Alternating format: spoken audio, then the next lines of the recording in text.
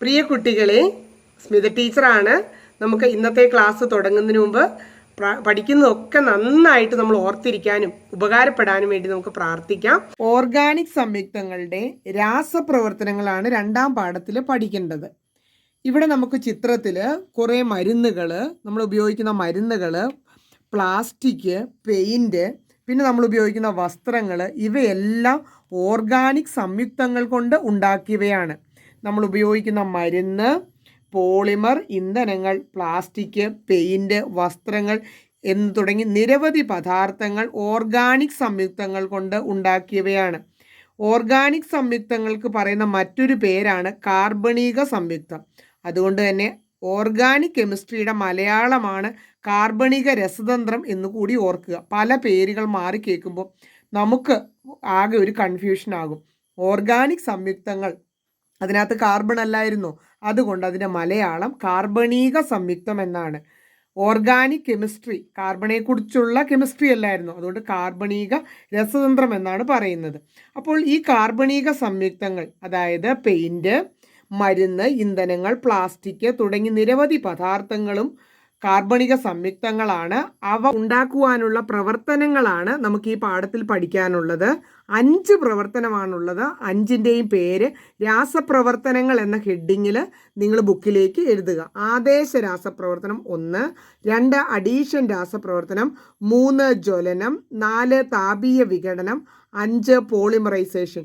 ഈ 5 എണ്ണം മാത്രം വിശദമായിട്ട് 5 പ്രവർത്തനത്തെക്കുറിച്ചുള്ള എല്ലാ കാര്യങ്ങളും നമുക്ക് അറിയാമോ എന്ന് ഒന്ന് നോക്കുക. ഒന്നാമത്തെ പ്രവർത്തനം ആദേശ രാസപ്രവർത്തനം.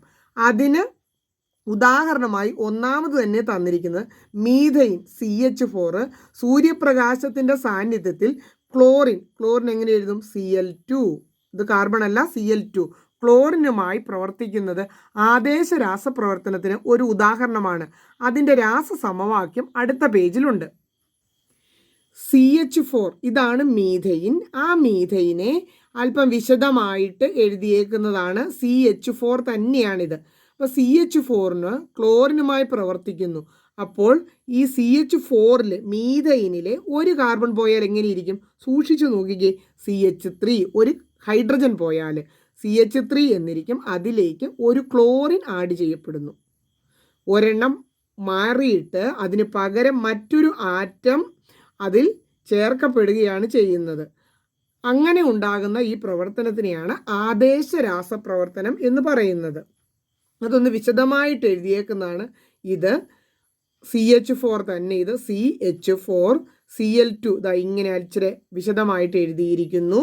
എന്നിട്ട് അതിലെ ഈ ഹൈഡ്രജൻ പോയിട്ട് ആ ഭാഗത്തേക്ക് ഇതിൽ നിന്നും ഒരു ക്ലോറിൻ അവിടെ വന്ന് അവിടെ പകരം ചേർന്നു. അപ്പോൾ ആ പോയ ഹൈഡ്രജനും ഇതിൽ നിന്ന് മിച്ചമുണ്ടായിരുന്ന ഒരു ക്ലോറിനും ചേർന്ന് HCl എന്ന് പറയുന്ന സംയുക്തവും ഉണ്ടായി. ഈ മീഥൈന് ആകെ 4 ഹൈഡ്രജനേ ഉള്ളൂ. 4 ഹൈഡ്രജൻ ഉള്ളതുകൊണ്ട് 4 ഹൈഡ്രജനും മാറി ക്ലോറിൻ വരാവുന്നതാണ്. അതുകൊണ്ട് 4 ഘട്ടങ്ങളിലായിട്ടാണ് അത് പൂർത്തിയാകുന്നത്. ഒന്നാം ഘട്ടം ഒരു ഹൈഡ്രജൻ മാറി, അപ്പോൾ CH3 എന്നായി. കണ്ടോ? CH3 എന്നായി. അതിലേക്ക് ഒരു ക്ലോറിൻ അറ്റാച്ച് ചെയ്യപ്പെടുന്നു. എന്നിട്ട് ആ പോയ ഹൈഡ്രജനും ഇവിടെ ഒരു ക്ലോറിൻ മിച്ചമില്ലായിരുന്നോ? അതും കൂടി HCl. 2 രീതിയിൽ സമവാക്യം എഴുതിയിരിക്കുന്നു എന്നേ ഉള്ളൂ.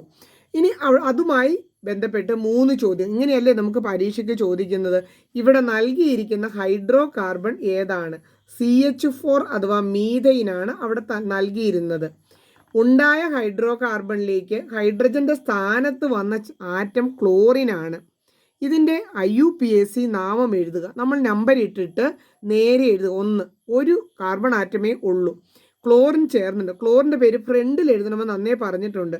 അപ്പോൾ ക്ലോറോ മീഥൈൻ എന്നാണ് അതിൻ്റെ പേര്. ഒരു മതിയായിരുന്നു, മീഥൈൻ. ക്ലോറോ മീഥൈൻ എന്നാണ് പേര്. ഇത്തരം രാസപ്രവർത്തനങ്ങളെയാണ് ആദേശ രാസപ്രവർത്തനങ്ങൾ എന്ന് പറയുന്നത്. ഒരു സംയുക്തത്തിൽ ഒരാറ്റം പകരം മറ്റൊരു ആറ്റം, നമ്മളിപ്പോൾ ശ്രദ്ധിച്ചതാ. അല്ലെങ്കിൽ ഒരു ആറ്റത്തിൻ്റെ ഗ്രൂപ്പ് വേണമെങ്കിലും ഒരാറ്റത്തിന് പകരം വന്നു ചേരാം. അത്തരം പ്രവർത്തനങ്ങളാണ് ആദേശ രാസപ്രവർത്തനങ്ങൾ. ഇവിടെ ആ ആദേശ രാസപ്രവർത്തനം ഒന്നാം ഘട്ടമേ കഴിഞ്ഞുള്ളൂ, ഒരു ഹൈഡ്രജനേ മാറിയുള്ളൂ. ഇനി രണ്ടാം ഘട്ടത്തിൽ 2 ഹൈഡ്രജനും കൂടെ മാറും, മൂന്നാം ഘട്ടത്തിൽ 3 ഹൈഡ്രജൻ മാറുന്നതായിട്ട് കാണാം. ഇവിടെ ഒന്നാം ഘട്ടത്തിൽ ഒരു ഹൈഡ്രജൻ മാറിയുള്ള സംയുക്തം, അതായത് ഞാൻ ചുരുക്കി ഒന്ന് എഴുതുകയാണ് നമുക്ക് മനസ്സിലാകാൻ. നമുക്ക് കിട്ടിയിരുന്നത് ക്ലോറോമീഥൈൻ CH3Cl ആയിരുന്നു. എന്നിട്ട് അതിനോട് ഒരു ക്ലോറിൻ Cl2, അതാണ് ഇച്ചിരി അകത്തി എഴുതിയിരിക്കുന്നത്. നിങ്ങൾക്ക് ഇങ്ങനെ എഴുതണമെങ്കിൽ ഇങ്ങനെയും എഴുതാം കേട്ടോ. അങ്ങനെ മാറിയപ്പോൾ അതിലെ ഒരു ഹൈഡ്രജനും കൂടെ പോയി. അപ്പോൾ എങ്ങനെയാവും? ഒരു ഹൈഡ്രജനോട് ഇതിലെ പോയാൽ ഇവിടെ നോക്കിയാൽ മതി, നിങ്ങൾക്ക് കൺഫ്യൂഷൻ ഒന്നും വേണ്ട. അപ്പോൾ നമുക്ക് സമാധാനമായിട്ട് ഒരു ഹൈഡ്രജൻ മാറി CH2 എന്നായി. ഇവിടെ ഒരു Cl ഉണ്ടായിരുന്നു, അതിൻ്റെ കൂടെ ഒരു Cl കൂടെ ഇതിനകത്തുനിന്ന് വന്ന് കയറി CH2Cl2 പ്ലസ് ഇവിടുന്ന് പോയ ഹൈഡ്രജൻ, ഇവിടെ പോയില്ലായിരുന്നോ, ആ ഹൈഡ്രജനും ഈ ക്ലോറിനിലെ ഒരു ക്ലോറിനും കൂടി HCl. ഇങ്ങനെയാണ് ഈ സംയുക്തം അടുത്തതായിട്ട് രണ്ടാം ഘട്ടം ഉണ്ടാകുന്നത്. രണ്ടാം ഘട്ടത്തിൽ നിന്ന് മൂന്നാം ഘട്ടത്തിലേക്ക് കടക്കുമ്പോൾ ഈ സംയുക്തമാണ് എഴുതിയിരിക്കുന്നത്. നോക്കിക്കേ, CH2Cl2 കണ്ടോ. ആ രണ്ടാം ഘട്ടത്തിൽ ആദ്യം എഴുതേണ്ടത് ഇവിടെ രണ്ടാം ഘട്ടത്തിൽ കിട്ടിയതാണ് ഇവിടെ ആദ്യ ഘട്ടത്തിലേക്ക് എഴുതേണ്ടത് Cl2. അതിൻ്റെ കൂടെ Cl2 എന്ന് പറയുന്ന ക്ലോറിൻ ചേർക്കപ്പെടും. അപ്പോൾ ചേർക്കുമ്പോഴോ ഈ ഒരു ഹൈഡ്രജനും കൂടി അങ്ങ് പോകും. അങ്ങനെ CH മാത്രമാകും. Cl അപ്പോൾ ഒരു ക്ലോറിനും കൂടെ ചേർന്ന് 3 ആയി മാറുകയും ചെയ്യും. നമ്മൾ അങ്ങനെ നോക്കുമ്പോഴും കാർബണിനൊപ്പം ഒരു ഹൈഡ്രജനും 3 ക്ലോറിനുമായിട്ട് 4 കാര്യങ്ങളില്ലേ. കാർബൺ എപ്പോഴും കൂടെ 4 എന്ന് പറയും, 4 ആറ്റങ്ങൾ കൂടെ ഉണ്ടായിരിക്കണം. അപ്പോൾ ഇവിടെ നമുക്ക് അത് ശരിക്കും വരച്ചു വെക്കുകയാണെങ്കിൽ ഒരു കാർബണിന് 4 ബന്ധനങ്ങളിലുള്ളതിൽ ഇവിടെ എല്ലാം ക്ലോറിൻ വന്ന് 3 ക്ലോറിൻ വേണമല്ലോ അല്ലേ, കണ്ടോ, ഒരു ഹൈഡ്രജനും. അതാണ് ഈ വരച്ചു വെച്ചിരിക്കുന്നത്. മിച്ചമായിട്ട് ഒരു HClഉം ഉണ്ടാകുന്നുണ്ട്. അടുത്ത പേജിൽ ഇതിൻ്റെ 4ാം ഘട്ടമാണ്. അതിനുവേണ്ടി തുടക്കത്തിൽ വരയ്ക്കേണ്ടത് ഈ ഒരു ഉൽപ്പന്നമാണ് നമ്മൾ വരയ്ക്കേണ്ടത്. അതിനോടാണ് പിന്നെ Cl ചേരുന്നത്. നമുക്കവിടെ നോക്കാം. ടീച്ചർ പറഞ്ഞതുപോലെ ഇവിടെ നമ്മുടെ 3ാം ഘട്ടത്തിലെ അവസാന CHCl3 അതാണ് എടുത്തിട്ട് അതിനോട് Cl2 എന്ന് പറഞ്ഞാൽ ക്ലോറിൻ കിട്ടുന്നതിനകത്ത് ഈ ഒരു ഹൈഡ്രജനും കൂടെ പോയിട്ട് അവിടെ പിന്നെ ഹൈഡ്രജനേ ഇല്ല, ക്ലോറിൻ പക്ഷെ ഒന്നുകൂടി കൂടും, CCl4. അവിടെ നിന്ന് ഇറങ്ങിപ്പോയ ഹൈഡ്രജനും ഇവിടുത്തെ ഒരു മിച്ചമുള്ള ക്ലോറിനും കൂടി HCl. ഇതൊന്ന് വിശദമായിട്ട് വരയ്ക്കാമോ? വരയ്ക്കുമ്പോൾ നിങ്ങൾ ശ്രദ്ധിച്ചോണം, എപ്പോഴും പ്രധാനപ്പെട്ടയാൾ കാർബണാണ്. കാർബൺ തന്നെ ആദ്യം വരയ്ക്കണം. എന്നിട്ട് അതിൻ്റെ ചുറ്റുമുള്ള 4 എണ്ണവും ക്ലോറിനാണ്.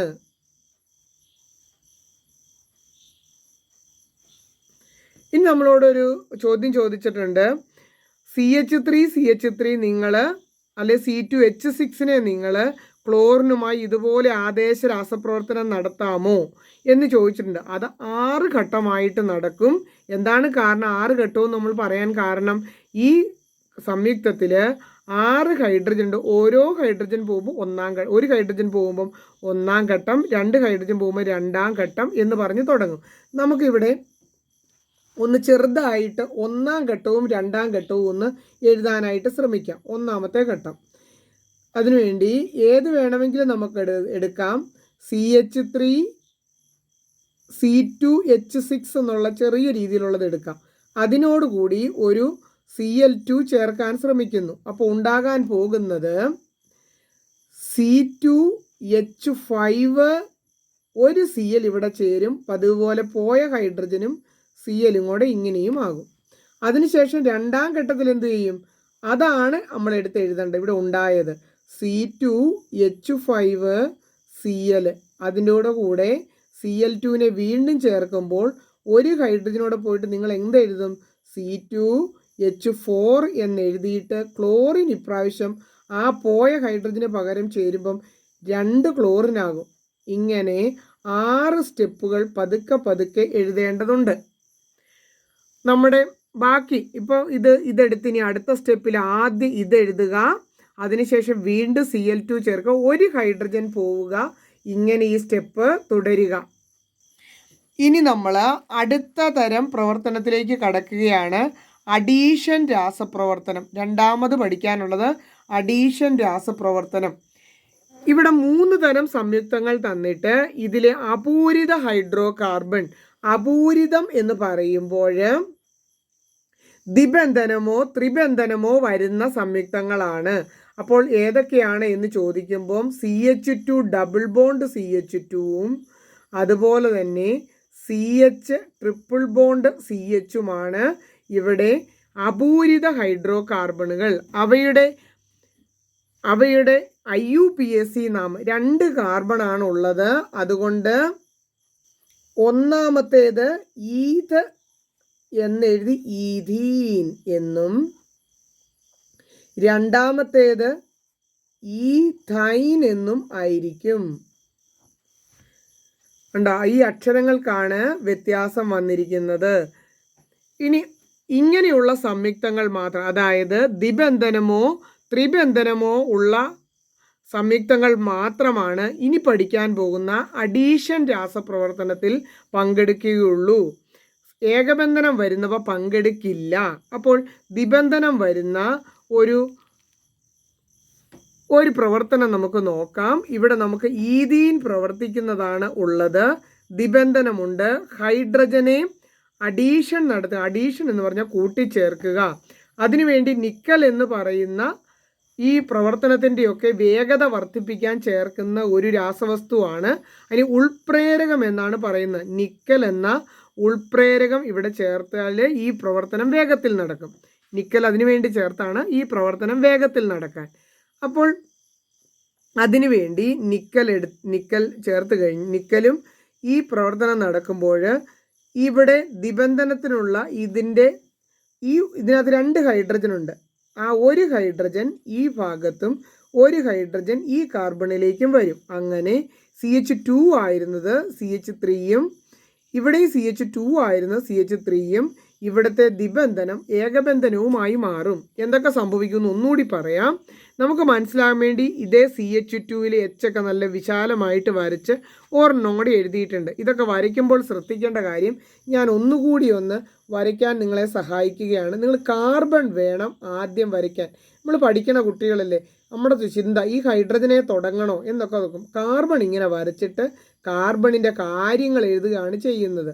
അപ്പോൾ ഇത് CH2 എന്നായി. അതാണ് ഈ കിടക്കുന്നത്. വീണ്ടും CH2 എങ്ങോട്ടെങ്കിലും വരച്ചാൽ മതിയായത്. പുസ്തകത്തിൽ തന്ന പോലെ തന്നെ വരച്ചിട്ടേ ഉള്ളൂ.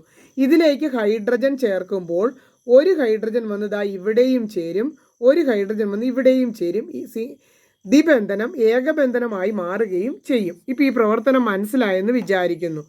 ദ്വിബന്ധനത്തിന് എന്തു മാറ്റമാണ് സംഭവിച്ചത്? ഏകബന്ധനമായി മാറി. ഇവിടെ ലഭിച്ച ഉൽപ്പന്നം എന്താണ്? ഈഥീൻ എന്നിരുന്നത് ഈഥെയിൻ എന്നായി. അത് പൂരിതമായ ഏകബന്ധനം മാത്രമുള്ളതിനെ പൂരിത സംയുക്തങ്ങൾ എന്നാണ് പറയുന്നത്. അതായത് അപൂരിത സംയുക്തങ്ങൾ ഹൈഡ്രജനെയൊക്കെ സ്വീകരിച്ച് പൂരിത സംയുക്തങ്ങളാകുന്ന രാസപ്രവർത്തനങ്ങളാണ് അഡീഷൻ രാസപ്രവർത്തനം. ദ്വിബന്ധനം ഏകബന്ധനമായി ഈഥീൻ എന്നുള്ള സാധനം ഈഥെയിൻ എന്നായി മാറി.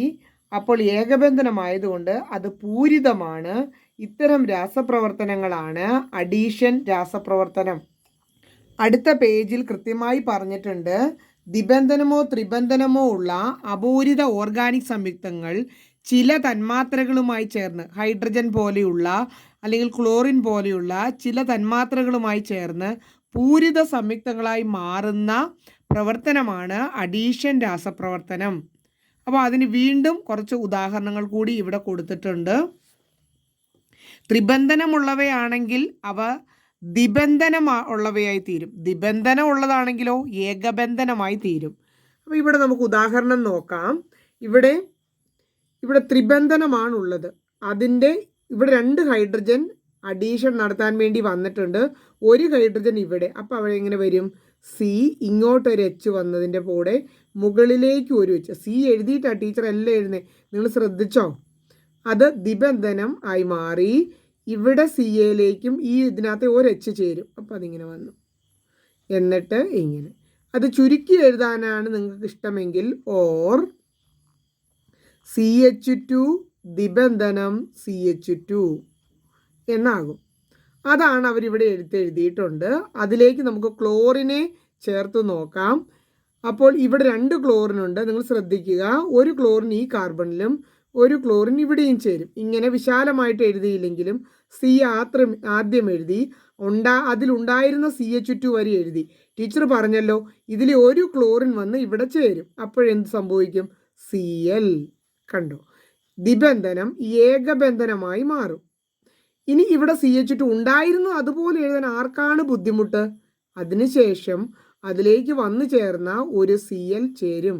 ഇങ്ങനെ നമ്മൾക്ക് ഇത് വളരെ പ്രധാനപ്പെട്ട ഒരു പൂരിപ്പിക്കലാണ് പരീക്ഷയ്ക്ക് ചോദിക്കുന്നത്.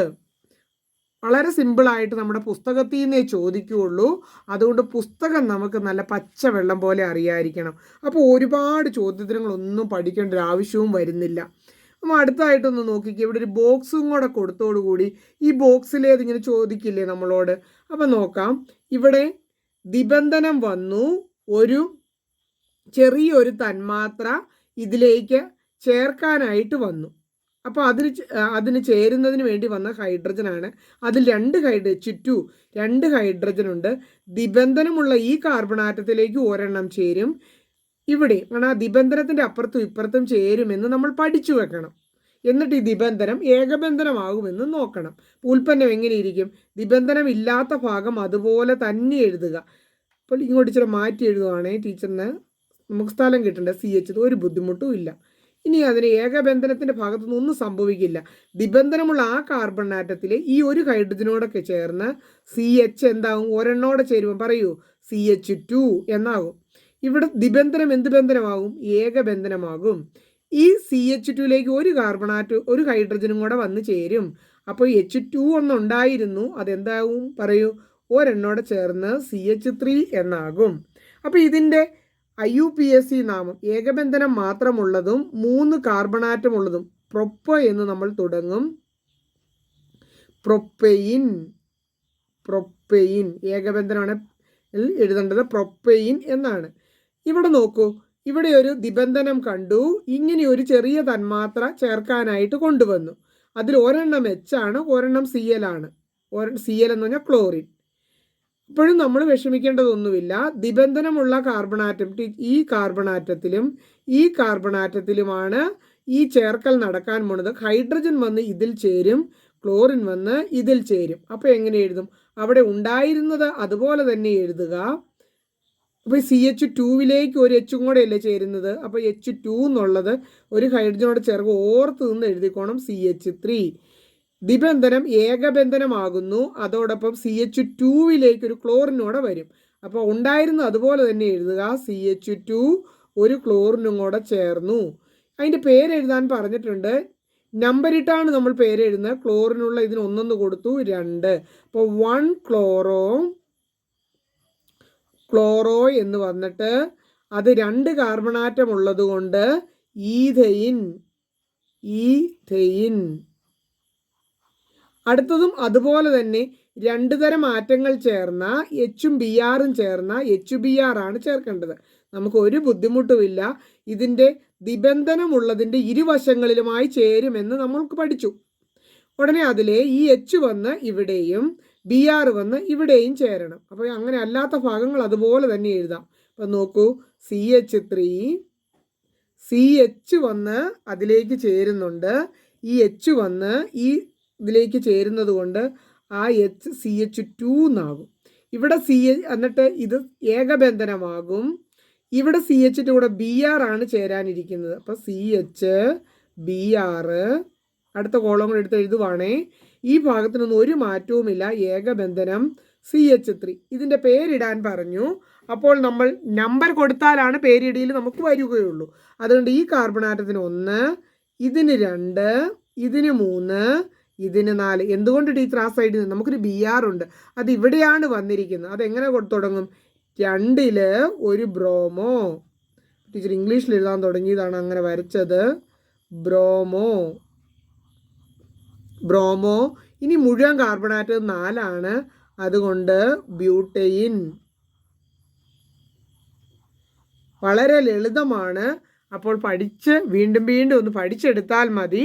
നമ്മൾ ഇതിൽ നിന്നും നമ്മുടെ അഡീഷൻ റിയാക്ഷൻ കഴിഞ്ഞു, 2 എണ്ണമാണ് കഴിഞ്ഞത്. ഇനി 3ാമത്തേതാണ് പഠിക്കാനുള്ളത്, പോളിമറൈസേഷൻ. അതിനു മുമ്പ് ഒന്നുകൂടി നോക്കിക്കോ. ത്രിബന്ധനമുള്ളതിനും ദ്വിബന്ധനമുള്ളതിനുമാണ് അപൂരിത ഓർഗാനിക് സംയുക്തങ്ങൾ എന്ന് പറയുന്നത്.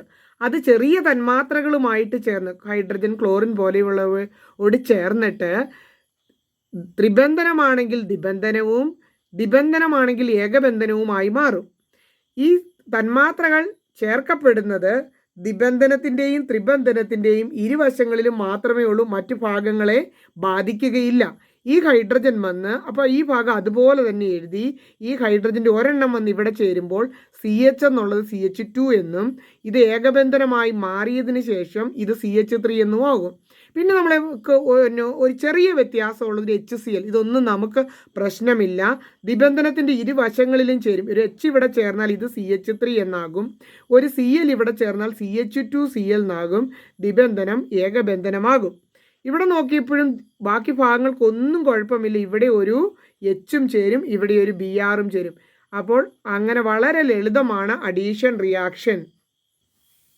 അടുത്ത രാസപ്രവർത്തനത്തിൻ്റെ പേരാണ് പോളിമറൈസേഷൻ. പോളിമറൈസേഷൻ എന്ന് പറഞ്ഞാൽ വളരെ ലളിതമാണ്, പെട്ടെന്ന് പഠിച്ചെടുക്കാം. ചെറിയ ചെറിയ തന്മാത്രകൾ, അതിനാണ് ലഘുവായ അനേകം തന്മാത്രകൾ എന്ന് പറഞ്ഞാൽ. ചെറിയ തന്മാത്രകൾ ഒന്നിനോടൊന്നിങ്ങനെ ചേർന്ന് വലിയൊരു സങ്കീർണമായ എന്ന് പറഞ്ഞാൽ ഒത്തിരി കോംപ്ലിക്കേറ്റഡ് ആയ വലിയൊരു തന്മാത്ര ഉണ്ടാകുന്ന പ്രവർത്തനമാണ് പോളിമറൈസേഷൻ. ചെറിയ തന്മാത്രകൾ ഒന്നിച്ച് ചേർന്നിട്ട് ഒന്നിച്ചിനടുത്തടുത്തടുത്തങ്ങ് ചേരും.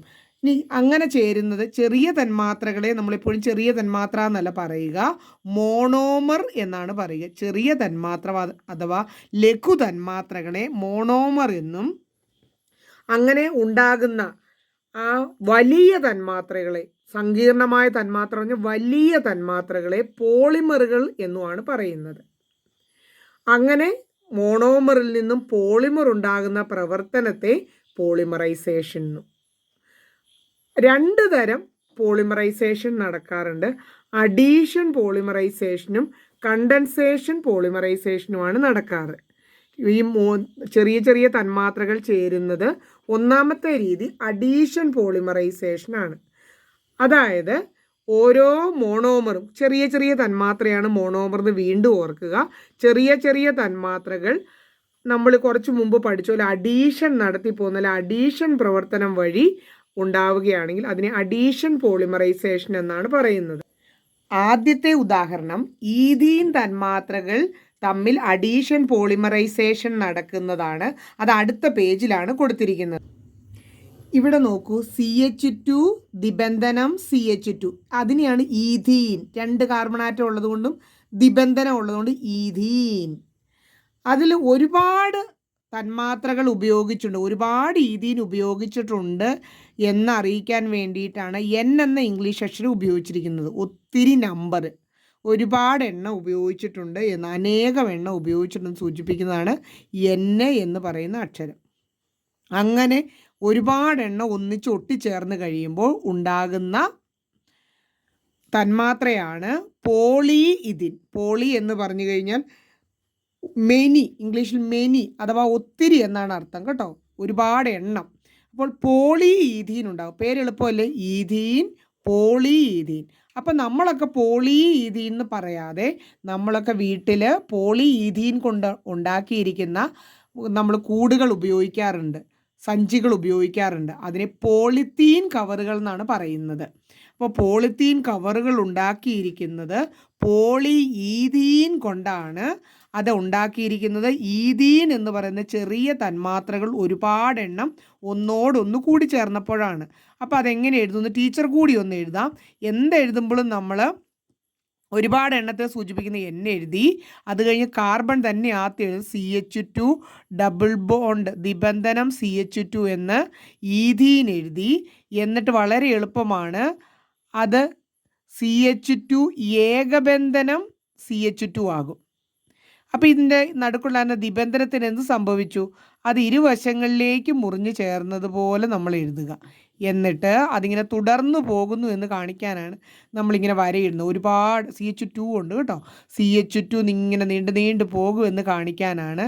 എത്ര എണ്ണം ഉണ്ടാകും എന്ന് പറഞ്ഞാൽ നമ്മളെടുത്ത അനേകം എണ്ണത്തിൻ്റെ എത്ര ഉണ്ടാകും എന്ന് കാണിക്കാൻ ആ N ഇവിടെ എഴുതണം. അപ്പോൾ എളുപ്പമല്ലേ?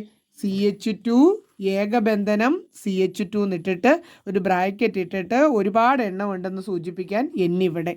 അപ്പോൾ N എന്നുള്ളത് കാണിക്കുന്നത് ഒത്തിരി എണ്ണത്തെ ആയതുകൊണ്ട് ഒത്തിരി എണ്ണം തന്മാത്രകൾ പങ്കെടുക്കുന്ന ഈ പ്രവർത്തനം പോളിമറൈസേഷനാണ്. അപ്പോൾ മോണോമറിൻ്റെ പേര് ഈഥീൻ, പോളിമറിൻ്റെ പേര് അതോട് ചേർത്തുള്ള പോളി ചേർത്തിട്ട് ഈഥീൻ എന്ന് എഴുതിയാൽ മതി. ഇനി നമുക്ക് മറ്റൊരു പോളിമർ നിർമ്മാണവും കൂടെ പരിചയപ്പെടാം. പ്ലാസ്റ്റിക് പൈപ്പുകളൊക്കെ നിർമ്മിക്കാൻ ഉപയോഗിക്കുന്ന പോളിമറാണ് പോളിവിനൈൽ ക്ലോറൈഡ്.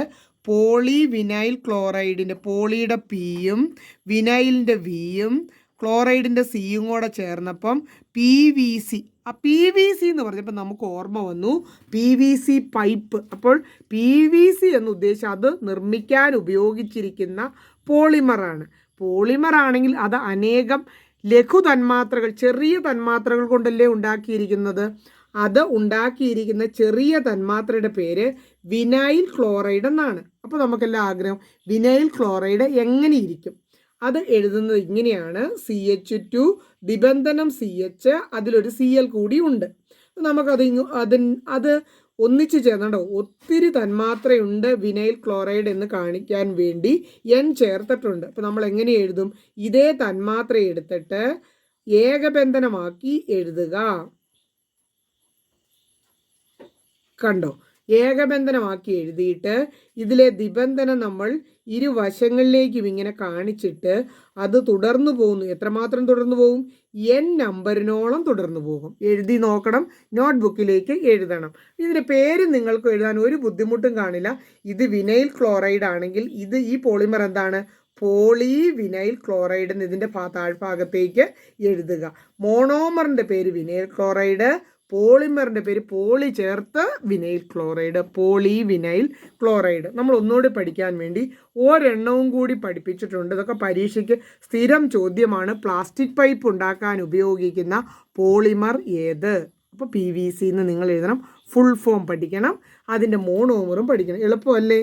ഇനി നോക്കിക്കേ, അടുത്ത ഒരു പോളിമർ കൂടി പഠിച്ചു കഴിഞ്ഞാൽ നമുക്ക് പോളിമറിൻ്റെ നിർമ്മാണം നമുക്ക് കഴിയും. അതിനുശേഷം നമുക്ക് കുറച്ച് മോണോമറും പോളിമറും നമ്മൾ ഉപയോഗിക്കുന്നതെന്ന് പരിചയപ്പെടുന്നുണ്ട്.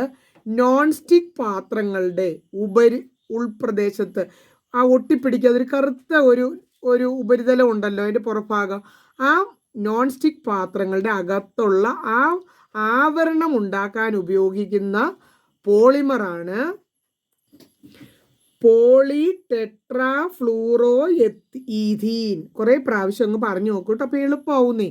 പോളി ടെട്രാ ഫ്ലൂറോ ഈഥീൻ അങ്ങനെ പറയാനായിട്ട് നമുക്ക് തന്നെ ഒരു ബുദ്ധിമുട്ട്. അതുകൊണ്ട് അതിനൊരു ഒറ്റ പേര്, ഒരു ചെറിയ പേരുണ്ട് വ്യാവസായികമായിട്ട് എപ്പോഴും എല്ലാവരും ഉപയോഗിക്കുന്നത്, ടെഫ്ലോൺ. ടെഫ്ലോൺ ആണ് ആ പോളിമർ. പോളിമറിൻ്റെ മുഴുവൻ പേര് പോളി ടെട്രാ ഫ്ലൂറോ ഈഥീൻ, അതിൻ്റെ ചുരുക്കപ്പേര് ടെഫ്ലോൺ. അതാണ് പോളിമർ. അപ്പോൾ അതുണ്ടാക്കാൻ ഉപയോഗിക്കുന്ന മോണോമർ ഇതാണ്. ആ മോണോമറിൻ്റെ പേര് ടെട്രാ ഫ്ലൂറോ ഈഥീൻ. അപ്പോൾ അത് നിങ്ങൾ കൃത്യമായിട്ടും പഠിക്കണം. ടെട്രാ ഫ്ലൂറോ ഈഥീൻ ഉണ്ടാക്കുന്ന പോളിമർ ടെഫ്ലോൺ. അതെന്തിനുപയോഗിക്കുന്നു? നോൺ സ്റ്റിക്ക് പാത്രങ്ങളുടെ ഉൾപ്രതലത്തിലെ നോൺ സ്റ്റിക്ക് എന്ന് നോൺ സ്റ്റിക്ക് പാത്രം എന്ന് കേൾക്കുകയും പോളിമർ ഏതാണെന്ന് ചോദിച്ചാൽ ടെഫ്ലോൺ. അതുണ്ടാക്കാൻ ഉപയോഗിക്കുന്ന മോണോമർ ടെട്രാ ഫ്ലൂറോ എത്തീൻ. അത് എഴുതുന്നത് ഇവിടെ തന്നെ ടീച്ചർ എഴുതി കാണിക്കുന്ന പേപ്പർ എടുക്കുക, നിങ്ങൾ നിങ്ങളുടെ നോട്ട്ബുക്കിലോട്ട് എഴുതണം കേട്ടോ. അതൊക്കെ എഴുതാൻ പോകുമ്പം വീഡിയോയുടെ ലെങ്ത് വർദ്ധിക്കും. വീഡിയോ തുറന്നു നോക്കുമ്പോൾ വലിയ വീഡിയോ എന്ന് തോന്നും. അതുകൊണ്ടാണ് ടീച്ചർ ഇവിടെ തന്നെ എഴുതുന്നത്. എങ്ങനെ എഴുതണോ?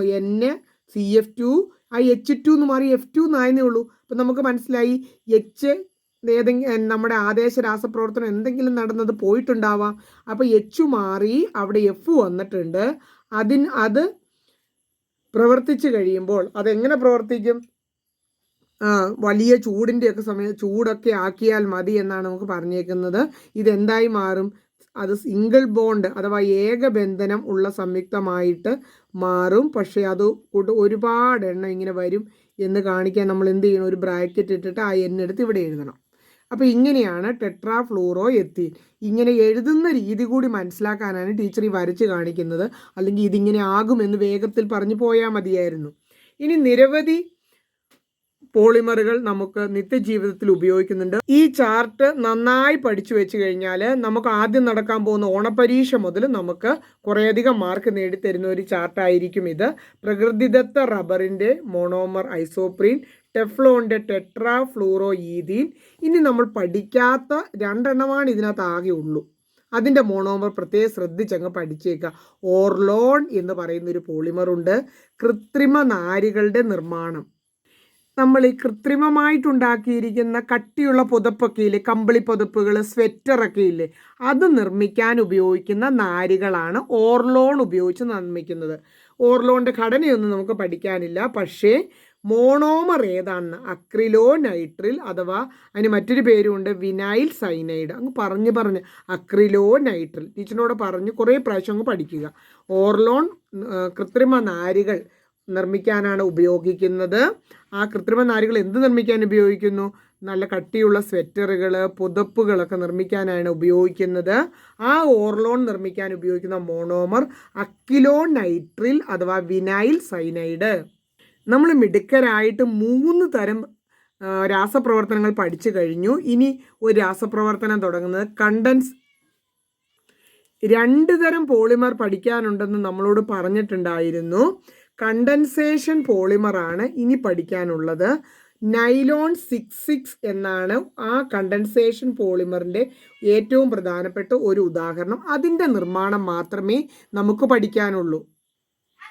അടുത്തത് നൈലോൺ 66 എന്ന് പറയുന്ന പോളിമർ ഉണ്ടാക്കുന്ന രീതിയാണ് പഠിപ്പിക്കുന്നത്. എനിക്കാണെങ്കിൽ ഒരു വിഷമം തോന്നുന്നു, ഇതൊക്കെ കാണുമ്പം കുട്ടികൾക്ക് ബുദ്ധിമുട്ട് പോലെ തോന്നുമോ എന്ന്. നമുക്ക് നൈലോൺ എന്ന് പറയുന്നത് നമ്മൾ ഈ പ്ലാസ്റ്റിക്കിൻ്റെ കയറൊക്കെ ഇല്ലേ, അതുണ്ടാക്കാൻ ഉപയോഗിക്കുന്ന ആ പ്ലാസ്റ്റിക് നിർമ്മിച്ചേക്കുന്ന രാസവസ്തുവാണ് ഈ എഴുതി വച്ചിരിക്കുന്നത്. കാർബണും ഓക്സിജനും ഒക്കെ കൂട്ടി എഴുതിയേക്കുന്നത്.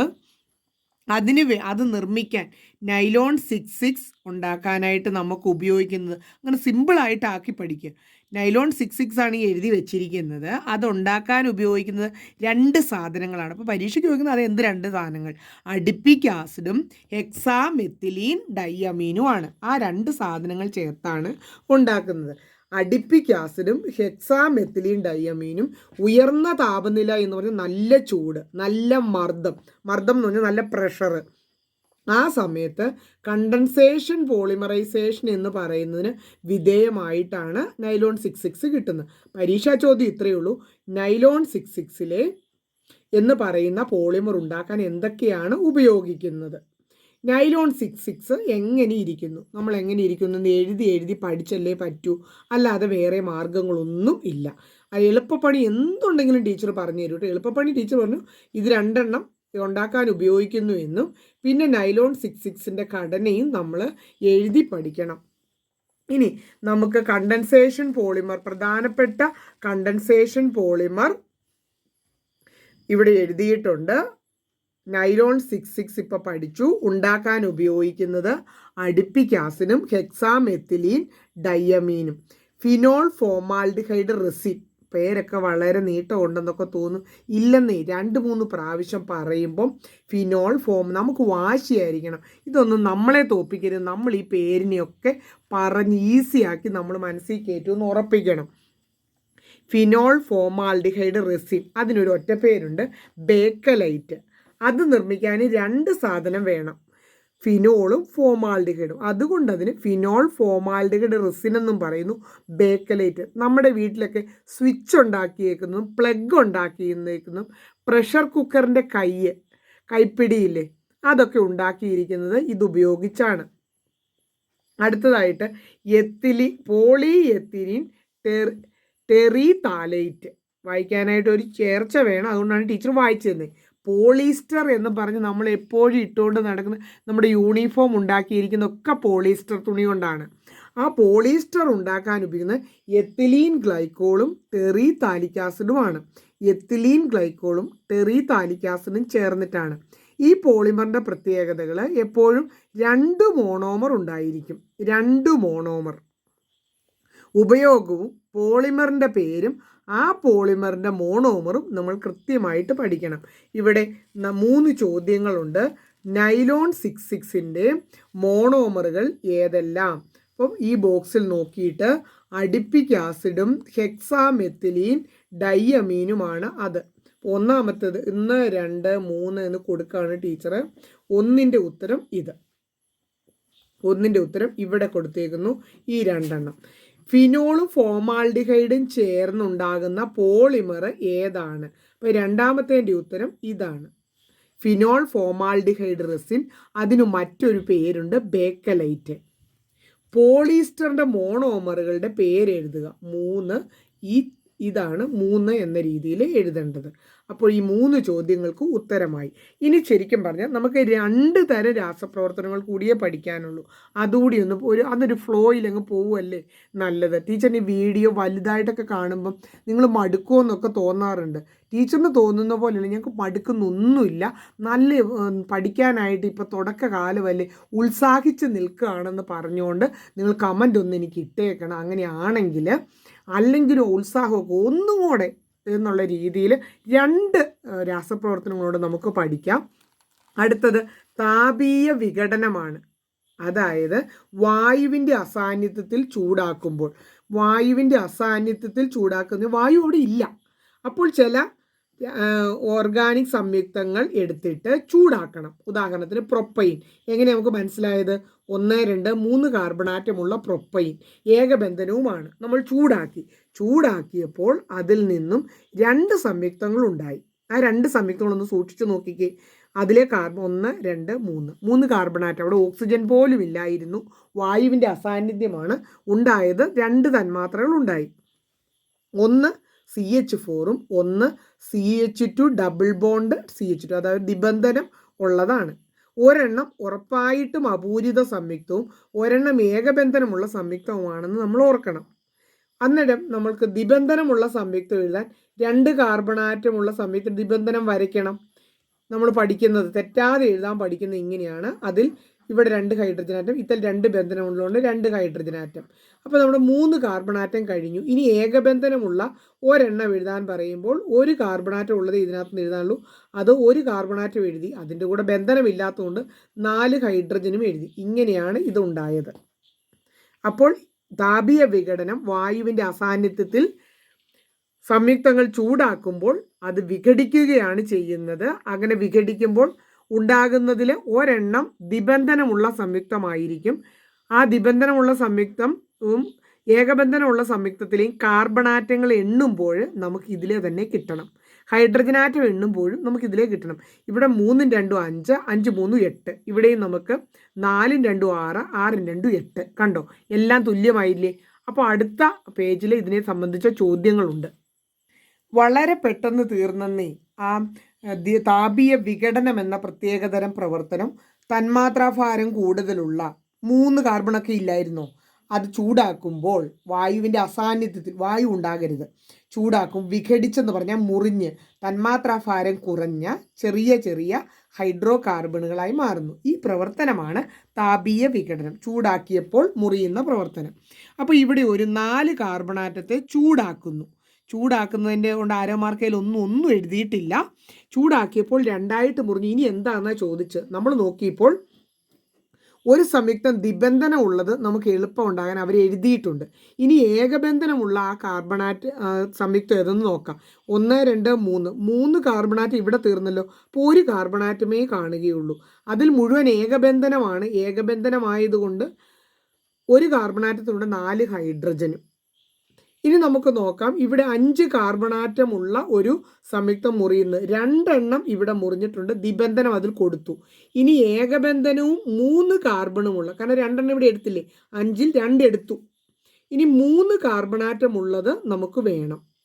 ഓക്കെ, അതിൽ ഏകബന്ധനം ആയിരിക്കുകയും ചെയ്യും. ഒരെണ്ണത്തിനെ ദ്വിബന്ധനം വരികയുള്ളൂ.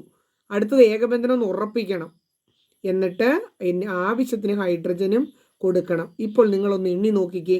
3 2 5 3 8 2 10 2 12 ഹൈഡ്രജനാണ് ഉള്ളത്. ഇവിടെയും അങ്ങനെയല്ലേ? നോക്കിക്കേ, ഹൈഡ്രജൻ 5 5 10 2 12. അങ്ങനെ ഇവിടെയും 12 ഹൈഡ്രജനാണ് ഉള്ളത്. കാർബൺ ആണെങ്കിൽ 5, 3 2 5 ഇവിടെയും ഉണ്ട്. അപ്പോൾ ഇങ്ങനെ കൃത്യമായിട്ട് എഴുതാൻ പറ്റണം. അതിന് ടിപ്പ് ടീച്ചർ പറഞ്ഞു തന്നു, ഒന്നുകൂടി ആവർത്തിക്കുകയാണ്. കാരണം ഈ പ്രവർത്തനം പഠിച്ചു കഴിഞ്ഞു, ഇനി നിങ്ങളൊന്നും പഠിക്കാനില്ല. കൂടുതൽ തന്മാത്രാഭാരമുള്ളവ ചൂടാക്കുമ്പോൾ, വായുവിൻ്റെ അസാന്നിധ്യത്തിൽ ചൂടാക്കുമ്പോൾ മുറിയും. അങ്ങനെ മുറിയുന്നതിലെ ഒരെണ്ണത്തിൽ ദ്വിബന്ധനവും ഒരെണ്ണത്തിൽ ഏകബന്ധനവും തന്നെയായിരിക്കും. ഏതെങ്കിലും ഒരു സംയുക്തം നമുക്ക് സാമ്പിളിന് അവർ തരും. അല്ലാത്തത് നമ്മൾ എഴുതിയാൽ മതി. ദ്വിബന്ധനം ഉള്ളതാണ് ഇവിടെ തന്നിരിക്കുന്നത്. അതിൽ 3 കാർബൺ ആറ്റം ഉൾപ്പെടുകയും ചെയ്തു. അപ്പോൾ നമുക്ക് ഏകബന്ധനമുള്ള ഒരു കാർബണും ഉള്ളത് എഴുതേണ്ടി വന്നു. ഇവിടെ നമുക്ക് ദ്വിബന്ധനമുള്ളത് തന്നു. അപ്പോൾ അതിൻ്റെ കൂടെ ഏകബന്ധനമുള്ള 3 കാർബണുള്ള ഒരു സംയുക്തം നമ്മൾ എഴുതണം. അതിനുവേണ്ടി 3 കാർബൺ ആറ്റം ഇട്ടു, ഏകബന്ധനം വഴി ബന്ധിച്ചു, ആവശ്യത്തിന് ഹൈഡ്രജൻ ചേർത്തു. ഇനി ഇതായിരുന്നു തന്നേന്ന് വിചാരിക്കൂ. അപ്പം നമുക്ക് മനസ്സിലായി ദ്വിബന്ധനമുള്ള ഒരു സംയുക്തമാണ് ഇതാണ് തരാനുള്ളത്. അതിൽ 2 ഇത് 3 എണ്ണം എടുത്തോടുകൂടി ഇവിടുന്ന് 2 കാർബൺ. ഇപ്പം നമ്മൾ ഇതായിരുന്നുവെങ്കിൽ കുട്ടികൾ എഴുതേണ്ടത് ടീച്ചർ ഈ സൈഡിൽ എഴുതി പഠിപ്പിക്കുകയാണ്. 2 ഇത് തന്നിട്ടുണ്ടായിരുന്നു, ഇത് തന്നിട്ടില്ല എങ്കിൽ നമ്മൾ 2 ബന്ധനമുള്ള, ഇതെല്ലാം നമുക്ക് കാണാപ്പാടം പഠിത്തമൊന്നും നടക്കില്ലല്ലോ. ദ്വിബന്ധനവും 2 കാർബണുമാണെന്ന് മനസ്സിലായപ്പോൾ 2 കാർബൺ ഇട്ടു, ദ്വിബന്ധനം ഇട്ടു. ഇനി ഒരു കാർബണിൽ 2 ബന്ധനമുള്ളത് കൊണ്ട് 2 ഹൈഡ്രജനൂടെ കൊടുക്കണം. ഇതിൽ പുറകിൽ 2 ദ്വിബന്ധനമുള്ളത് കൊണ്ട് ഇങ്ങനെ കൊടുത്തു. ഇങ്ങനെയാണ് ആ സംയുക്തങ്ങൾ എഴുതേണ്ടത്. താപീയ വിഘടനത്തെ പറ്റി ഇവിടെ ഒരു പാരഗ്രാഫ് കൊടുത്തിട്ടുണ്ട്. അതിൽ നമ്മളോട് പറഞ്ഞിട്ടുണ്ട്, ഏകബന്ധനമുള്ള ഹൈഡ്രോ കാർബണുകൾ ആണ് നമ്മൾ വിഘടനത്തിന് വിധേയമാക്കുന്നതെങ്കിൽ ഉണ്ടാകുന്ന സംയുക്തങ്ങളിൽ ഏകബന്ധനമുള്ള പൂരിതമായതും ദ്വിബന്ധനമുള്ള അപൂരിതമായ ഹൈഡ്രോ കാർബണും ഉണ്ടായിരിക്കും. ഇനി നമുക്ക് ഇതിൻ്റെ ഉപയോഗം കൂടെ പഠിപ്പിച്ചിട്ടുണ്ട്. താപീയ വിഘടനം വഴി പ്ലാസ്റ്റിക് മാലിന്യങ്ങളൊക്കെ ലഘുവായ തന്മാത്രകളാക്കി മാറ്റി മലിനീകരണം നിയന്ത്രിക്കാൻ സാധിക്കും. ഇനി ഒരു പ്രവർത്തനം കൂടെ ഉള്ളൂ, ഹൈഡ്രോ കാർബണുകളുടെ ജ്വലനം. വളരെ ലളിതമായ ഒരു പ്രവർത്തനമാണ്. ഫുൾ മാർക്ക് ഇപ്പം തന്നെ. ഏത് കാർബണും ഹൈഡ്രജനുമുള്ള ഏത് ഹൈഡ്രോ കാർബൺ കത്തിയാലും, ആദ്യം പറഞ്ഞിരിക്കുന്ന ഉദാഹരണം മീഥൈൻ വായുവിൽ കത്തുന്നു, അതുകൊണ്ട് ഓക്സിജനും കൂടെ അവരെഴുതി. മീഥൈൻ വായുവിൽ കത്തുമ്പോൾ നമുക്ക് കാർബൺ ഡൈ ഓക്സൈഡും ജലവും താപവും ലഭിക്കുന്നു. ഇവിടെ എഴുതുക, കാർബൺ ഡൈ ഓക്സൈഡ് ലഭിച്ചവ എന്തൊക്കെയാണ്? ജലം, താപം, പ്രകാശവും ലഭിക്കുന്നുണ്ടെന്ന് എഴുതിയിട്ടുണ്ട്. അതുപോലെ നമുക്ക് ഏത് ഹൈഡ്രോ കാർബൺ വായുവിൽ കത്തിയാലും, അടുത്തതായിട്ട് ബ്യൂട്ടൈൻ കത്തുന്നതാണ് കൊടുത്തേക്കുന്നത്, അവിടെയും നമുക്ക് ഉണ്ടാകുന്നത് കാർബൺ ഡൈ ഓക്സൈഡും ജലവുമാണ്, താപവും പ്രകാശവുമാണ്. അപ്പോൾ ഏത് ഹൈഡ്രോ കാർബൺ ജ്വലിച്ചാലും നമുക്കുണ്ടാകുന്ന ഉൽപ്പന്നങ്ങൾ കാർബൺ ഡൈ ഓക്സൈഡും ജലവുമാണ്. ബാലൻസ് ചെയ്യുകയാണെങ്കിൽ ഇത് 8 എന്നും ഇത് 10 എന്നും കൂടി 10 ജലം. എന്തായാലും കാർബൺ ഡൈ ഓക്സൈഡും ജലവും താപവും പ്രകാശവുമാണ് ജ്വലനത്തിൽ നിന്നും ഏത് ഹൈഡ്രോ കാർബണും ഹൈഡ്രജനുമുള്ള സംയുക്തം ജ്വലിച്ചാലും നമുക്ക് കിട്ടുന്നത്. ജ്വലിക്കുക ഓക്സിജനുമായിട്ട് പ്രവർത്തിക്കുക. ഇത് വളരെ ഈസി ആയിട്ട് പഠിക്കാവുന്ന ഒരു പ്രവർത്തനമായിരുന്നു. അടുത്ത പേജിൽ കണ്ടോ, ഹൈഡ്രോ കാർബണുകൾ കത്തുമ്പോൾ ഓക്സിജനുമായി പ്രവർത്തിച്ച് കാർബൺ ഡൈ ഓക്സൈഡും ജലവും താപവും പ്രകാശവും ഉണ്ടാകുന്നു. ഈ പ്രവർത്തനത്തെയാണ് ജ്വലനം എന്ന് പറയുന്നത്. വളരെ ലളിതമായ ഒരു പ്രവർത്തനമായിരുന്നു ജ്വലനം. ഇനി നമുക്ക് ഇത്രയും നേരം പഠിച്ചത് വെച്ച് ഈ പട്ടികയൊന്ന് പൂരിപ്പിക്കാനാണ് നമുക്കുള്ളത്. നമുക്ക് പ്രവർത്തനത്തിൻ്റെ പേര് നിങ്ങൾ നേരെയായിട്ട് ടീച്ചറിന് കമൻറ്റ് ബോക്സിൽ എഴുതിയിട്ട് തരണം. ടീച്ചർ ഈ പ്രവർത്തനം മാത്രം, ഇവിടെ ഒരു ത്രിബന്ധനമാണുള്ളത്, അത് ഈ ഹൈഡ്രജൻ ഇവിടെയും ചേർന്ന് കണ്ടോ 2 ഹൈഡ്രജൻ എന്ന് പറഞ്ഞിട്ടുണ്ട്. അതുകൊണ്ട് അത് ഏകബന്ധനമാകുമ്പോൾ 2 ഹൈഡ്രജൻ, മൊത്തം 4 ഹൈഡ്രജൻ ഉണ്ടല്ലേ, 2 ഹൈഡ്രജന് മൊത്തം 4 ഹൈഡ്രജൻ ഉണ്ട്. അതിൽ 2 എണ്ണം ഇവിടെയും ചേരും, 2 എണ്ണം ഇവിടെയും ചേരും. അപ്പോൾ എത്ര കിട്ടും? CH3 എന്നും ഏകബന്ധനം CH3. ഒരെണ്ണമായിരുന്നു ചേർന്നെങ്കിൽ ദ്വിബന്ധനമേ ആകുണ്ടായിരുന്നുള്ളൂ. ഇവിടെ CH2 അവനെ ഒരു H കുറച്ച് എഴുതണം കേട്ടോ, ഒരു H കുറച്ച്. അപ്പോൾ CH2 എന്നുള്ളത് CH എന്ന് എഴുതണം. ഒരു ക്ലോറിൻ കൂടുതലും എഴുതണം. അപ്പോൾ CH2 എന്നുള്ളത് Cl3 എന്നും കൂടെ കൂടി ചേർക്കണം. ഇനി ഇവിടെ ആകുമ്പോൾ നമുക്കറിയാം ഈ സംയുക്തം നമുക്ക് ഏകബന്ധനം വഴി എഴുതണം. കണ്ടോ, അതേ കാര്യം. എന്തെങ്കിലും ഒരു ബുദ്ധിമുട്ട് നമുക്ക് വരുന്നുണ്ടോ? ഇല്ല. എന്നിട്ട് ഒരു ബ്രാക്കറ്റിൽ ഇട്ടിട്ട് ഈ N എടുത്ത് ഇവിടെ എഴുതണം. അപ്പോൾ ഇത് പോളിമറൈസേഷൻ എന്ന് പറയുന്ന റിയാക്ഷൻ ആയിരുന്നു. ആദേശ രാസപ്രവർത്തനം, ഇത് അഡീഷൻ രാസപ്രവർത്തനം. എല്ലാം എളുപ്പമായി. കാർബൺ ഡൈ ഓക്സൈഡും ജലവും ഉണ്ടാകുന്ന ഒരു പ്രവർത്തനമേ ഉള്ളൂ, ഓക്സിജനുമായി ചേർന്ന് ജ്വലിക്കുന്നത്, ജ്വലനം. അടുത്തത് ഏകബന്ധനമൊക്കെ ഉണ്ടായി ഹൈഡ്രജൻ ചേരുകയും ചെയ്തു. അങ്ങനെയാണെങ്കിൽ ഇവിടെ ദ്വിബന്ധനം വന്ന അഡീഷൻ റിയാക്ഷനാണ് ഇവിടെ ഉണ്ടായിരിക്കുന്നത്. ശരിക്കും പറഞ്ഞാൽ ഇനി ഒരു 3 സംയുക്തത്തിൻ്റെയും കൂടി പ്രധാന ഓർഗാനിക് സംയുക്തങ്ങൾ എന്ന പേരിൽ പഠിച്ചു കഴിയുമ്പം തീരുന്ന വളരെ ചെറിയൊരു ചാപ്റ്ററായി ഇത് മാറിയതുപോലെ എനിക്ക് തോന്നുവാണ്. എന്നാലും ടീച്ചർ ഇനി അതുകൂടി പറഞ്ഞ് വീഡിയോ ഒരു വളരെ വലുതായി തോന്നിപ്പിക്കുന്നില്ല. 2 പാർട്ടായിട്ട് കിടക്കട്ടെ അല്ലേ. എന്നാലും ഇന്ന് നമ്മൾ പഠിച്ചതിൽ നിന്നും കൃത്യമായിട്ട് ഓണപരീക്ഷയ്ക്ക് ചോദിക്കുമെന്നുള്ള ഒരു ചോദ്യം ഞാനിവിടെ എഴുതിയിടുകയാണ്. ആ ചോദ്യത്തിൻ്റെ ഉത്തരം നിങ്ങൾ കമൻ്റായിട്ട് ഇട്ടാൽ മതി. ഇതാണ് ചോദ്യം. ഈ ഒരു സംയുക്തം നിങ്ങൾക്ക് കാണാമല്ലോ അല്ലേ, അതിനോട് HCl എന്ന് പറയുന്ന ഒരു തന്മാത്ര ആഡ് ചെയ്യുന്നു. അങ്ങനെ അഡീഷൻ റിയാക്ഷൻ ആയിരിക്കും അല്ലേ. അങ്ങനെ ആഡ് ചെയ്താൽ കിട്ടുന്നത് എന്ത് എന്ന് നിങ്ങൾ കമൻറ്റ് ബോക്സിൽ ഇടണം. ഇവിടെ A എന്നൊക്കെ ഇട്ട് A എന്ന സംയുക്തം ഏത്, ഇങ്ങനെയാണ് ഓണപരീക്ഷയ്ക്കും SLC പരീക്ഷയ്ക്കുമൊക്കെ നമ്മളോട് ചോദിക്കാൻ പോകുന്നത്. അപ്പം നിങ്ങൾ ഇതിൻ്റെ ഉത്തരം കമൻ്റായിട്ട് ഇടണം. ഇന്നത്തെ ക്ലാസ് നമുക്ക് ഇവിടെ വെച്ച് നിർത്താം. ടീച്ചറിൻ്റെ ക്ലാസ്സുകൾ നിങ്ങളുടെ എല്ലാ ഫ്രണ്ട്സിനും ഷെയർ ചെയ്ത് കൊടുത്തിട്ട് പിന്നത്തേക്ക് മാറ്റി വെക്കാതെ ഇപ്പം തന്നെ പഠിക്കണം എന്ന്, അതായത് നിങ്ങളും അങ്ങനെ തന്നെ പഠിക്കണം കേട്ടോ. അങ്ങനെ ടീച്ചർ ഇപ്പോഴും ഓർമ്മിപ്പിക്കുന്നു, നന്നായി പഠിക്കുക. നമുക്ക് അടുത്ത ക്ലാസ്സിൽ കാണാം. ക്ലാസ് ഇഷ്ടപ്പെട്ടോ? ക്ലാസ്സിൽ നിന്ന് പഠിക്കാൻ പറ്റിയെങ്കിൽ എല്ലാ ഫ്രണ്ട്സിനോടും പറയണം, ഞാനിപ്പോൾ സ്മിത ടീച്ചറിൻ്റെ ക്ലാസ് കണ്ട് പഠിച്ചു എന്ന് പറഞ്ഞ് ക്ലാസ് ഷെയർ ചെയ്യാൻ പറ്റുമെങ്കിൽ ഷെയർ ചെയ്ത് കൊടുക്കണം. ടീച്ചറെ ക്ലാസ് ഇടുന്നതിൻ്റെ നോട്ടിഫിക്കേഷനൊക്കെ കിട്ടാൻ മറക്കാതെ ചാനൽ സബ്സ്ക്രൈബും ചെയ്ത് വെക്കണം കേട്ടോ.